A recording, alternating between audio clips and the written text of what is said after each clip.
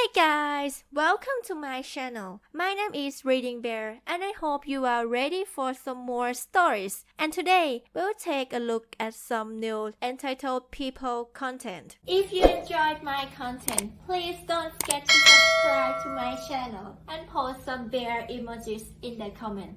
And now, let's dive right into the stories. The first story is titled Manager, Fire This Worker. Time to have some fun. A brief background: I'm Middle Eastern who live in the United Arab Emirates in the capital of Abu Dhabi. I'm a local, but I don't look it as my mother is from Egypt, and I would get mistaken for other nationalities often.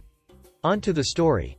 My niece got a new pet about a month ago from one of her friends, a 5-month-old German Shepherd, and she's the cutest thing ever emo.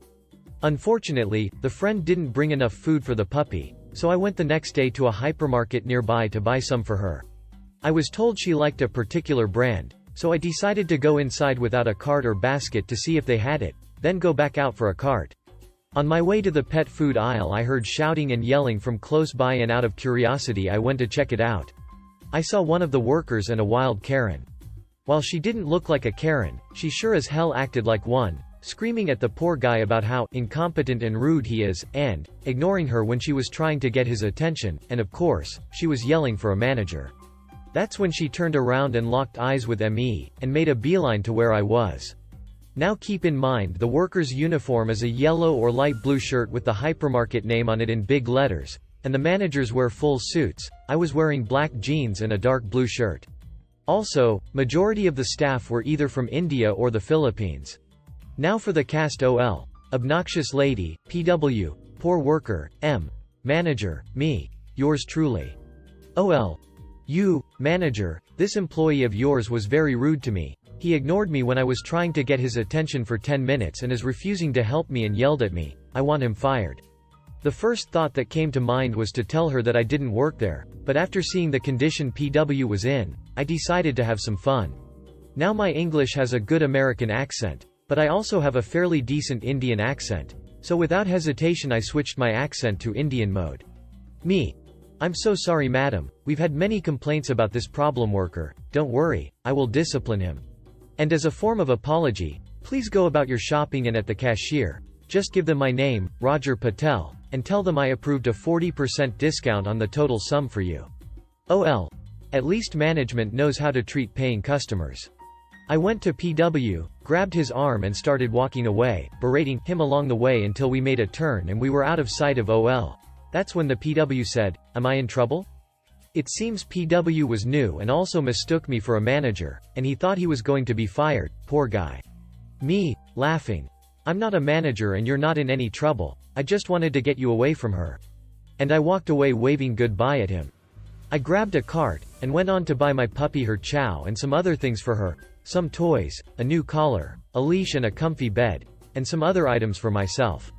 After I grabbed what I needed I made my way to the cashier. That's when I heard a familiar screaming and yelling, and sure enough there was OL, arguing with one of the cashiers and an actual manager, trying to convince them that she was allowed the huge discount on all her items, a full cart's worth, while I was laughing on the inside. Then she spotted me, pointed at me and yelled, "OL. That's him, that's Roger Patel, the manager who approved my discount." The manager and cashier both looked at me with confusion in their eyes, and the manager said, Ma'am, this gentleman doesn't work here." OL. Yes he does. Why else would he give me the discount? He was even disciplining one of your workers. M and OL made their way to me, and I acted like I didn't know what was going on. M. Pointing at OL. Excuse me sir, do you know this lady? Me. Switching on my American accent. No, I've never seen this woman before. OL. You're lying. I talked to you about that lazy rude worker of yours, and you gave the discount as an apology. Me. Lady, do I look like I work here? I'm a customer, just like you. It was at that moment PW walked by. OL pointed at him and said, "There, that's the worker that I complained about to this manager." M called PW over and asked him, "Have you seen the gentleman as the lady before?" PW looked at me and OL, and said, "No sir, I haven't." OL. Don't lie, I was talking to you 30 minutes ago when you refused to help me. PW. Madam, this the first time I'm seeing you or this gentleman. Maybe you have me confused with another worker. M nodded and told PW to go back to his work, and as PW walked away he looked at me with a smile and a thumbs up, which on one saw. OL was fuming with a face that was redder than a ripe tomato. I turned to me. Sir, you're obviously wearing a suit like all the other managers working here, and I'm wearing casual. Who in their right mind would confuse a customer with a worker or manager? In an agreeing nod. Sorry to disturb you, sir, have a nice day. I nodded back, paid for my items and walked away, with OL still screaming and cussing until ended up calling security to escort her out of the building, and I went home with the puppy Chow, the rest of her stuff and biggest grin on my face. The next story is titled Yelled at for Parking Legally on the Street. So, I recently started working at an adult foster home. For those of you that don't know, it's basically a big house where people with mental disabilities live as normal and independent of a life as possible. We are located on a normal street with neighbors. I've been parking across the street since it's close and easy. The third day parking there, yesterday, we get a call from the lady across the street mad that I'm parked legally on the street in front of her house because, if the street sweepers come, they won't be able to sweep there. My boss came to me and explained the situation and just nicely asked me to move my car. Just because she asked nicely, I decided to move my car but did talk to my mom about the situation later that day. We both agreed that it was not okay for that to happen. Today I had a CPR class to attend and without thinking about it, parked in the same spot. Within 3 minutes of being inside, she was on the phone again. My boss again talked to me explaining that while it was legal, our company wants us to maintain a positive relationship with our neighbors. I was annoyed and asked her if I had to, and again, she asked nicely, so I went out to move it. As I was unlocking my car, Karen comes outside and starts telling me how disrespectful I am. I tried to just explain to her that it was legal and that I was about to move it, and she said she couldn't hear me due to hearing loss. So, I moved closer to speak with her but wouldn't step on her property. She came down the driveway telling me how stupid I was and how since she pays taxes her property goes all the way to the middle of the street unless I'm crazy. I'm pretty sure that not how that works. She claimed that I didn't pay taxes, said her husband was disabled, and that if she had guests over, they needed to park there, and all these were reason I wasn't allowed to park there. When she threatens to call my bosses, while I knew that probably wouldn't go anywhere, I still wanted to cover my ass. So I called the police department to make sure there was a record of the situation and her behavior. Made it clear I didn't want anything done, just a record, but the officer was not having it. She said that despite whatever our situation was, Karen could not be harassing people for parking on the street. Not sure what exactly happened after that, but the officer confirmed what house it was and said she would go speak to the lady. I'm probably going to continue to park there just to let this lady know, she can't treat people like that. The next story is titled A Former Client Refused to Accept That I Was No Longer Affiliated with My Previous Company 6 months after I changed jobs. This happened a while back, but I still get a laugh out of this. This is also a bit long. At my first job, which was an online directory and blog, we had a client who was entitled to a free limited-time premium listing. This included a short write-up about her business on our website, which would then be hidden, unpublished after her premium listing had expired, if she decided to not avail of the paid premium package. Basically, she was on a free trial. I was on the editorial team and first encountered her when I had to interview her for the write-up. My colleagues had advised me to be careful because she was rather irritable and rude. But I spoke to her in English. English is not the primary language in my country, and she was very nice to me. I wrote the article and everything was fine. Until her free premium listing expired. The account manager assigned to her updated her weekly on the status of her account, and reminded her that the premium listing would soon expire. She yelled at my colleagues on the phone, saying that a business as large and successful as hers with celebrity clientele should automatically have a premium account whether she paid for it or not. Then she refused to speak to anyone except the general manager or me, an editorial assistant. As our GM was in a meeting outside at the time, the sales manager, account manager, and I took the call over speakerphone in a conference room. As soon as they informed her that I was now in the call, her tone changed and she was suddenly polite. She asked if we could keep the write-up that I worked so hard on, published on the site, even if she would no longer be on the premium package.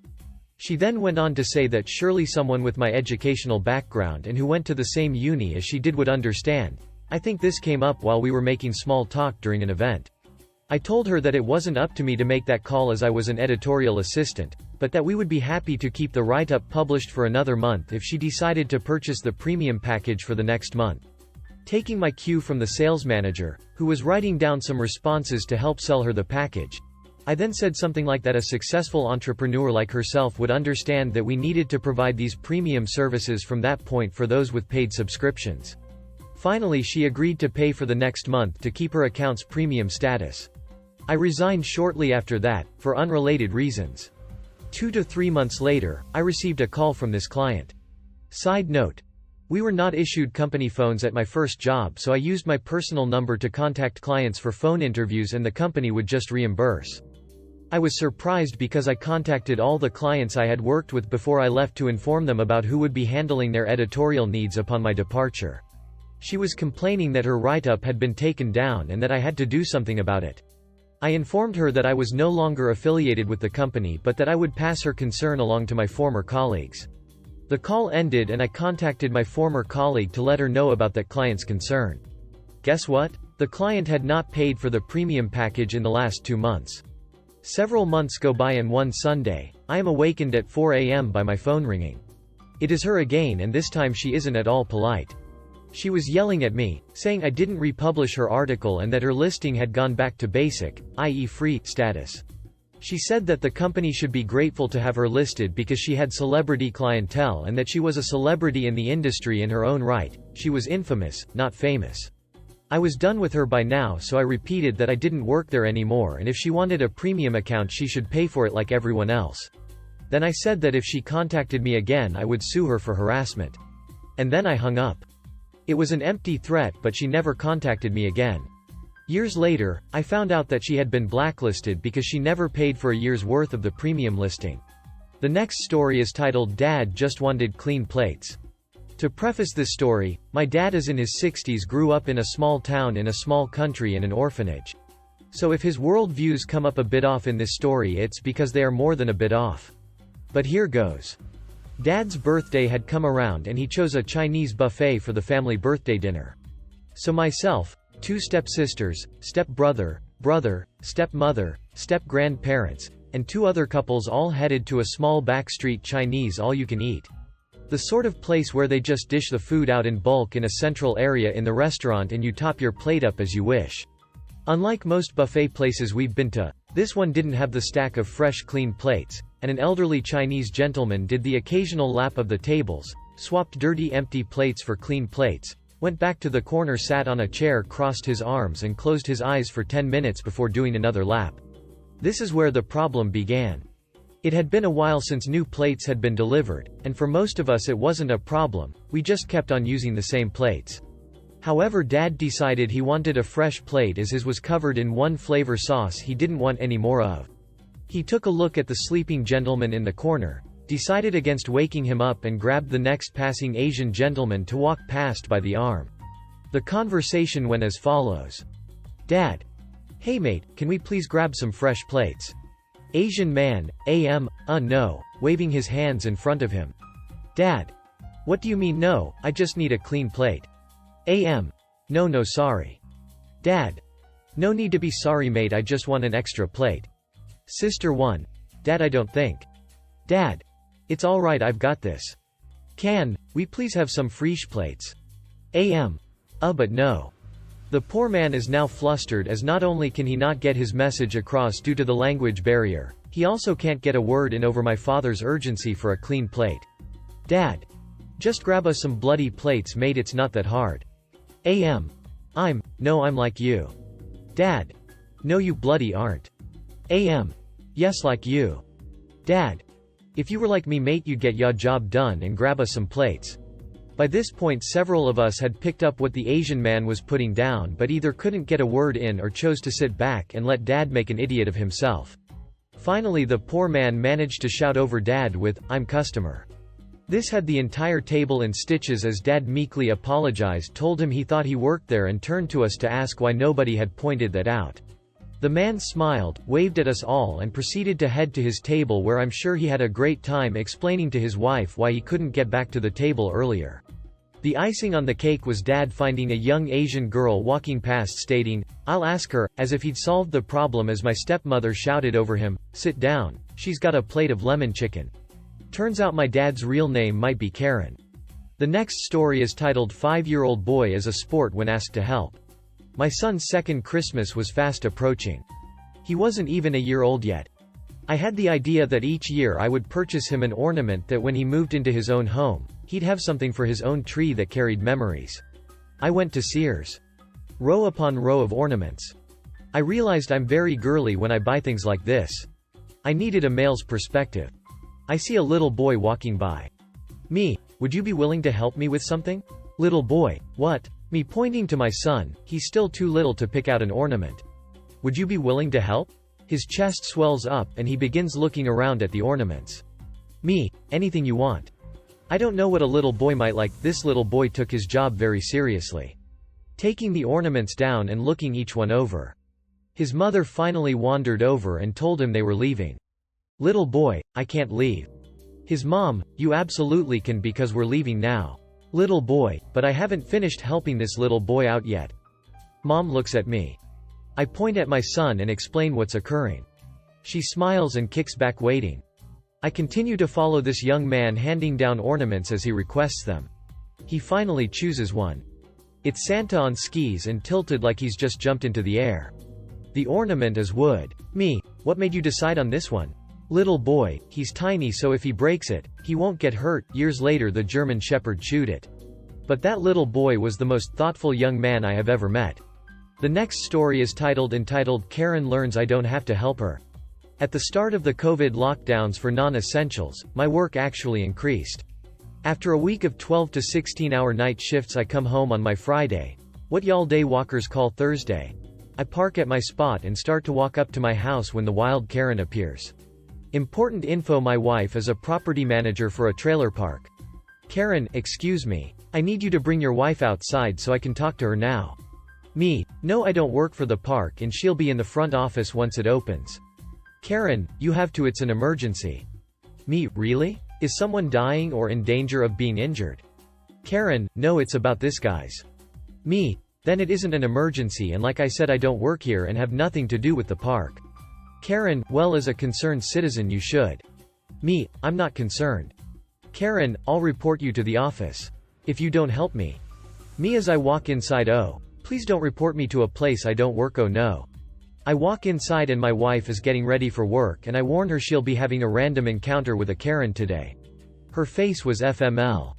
When my wife was on break she told me that the Karen was so worried about dogs she heard barking, not whimpering, barking like they were playing in a tenant's home, and was going to call the cops to bust down the door to see if the dogs had the corona and were dying because the owner wouldn't answer her if the dogs were sick. If you enjoyed the video, please subscribe to the channel and post some bear emojis in the comments.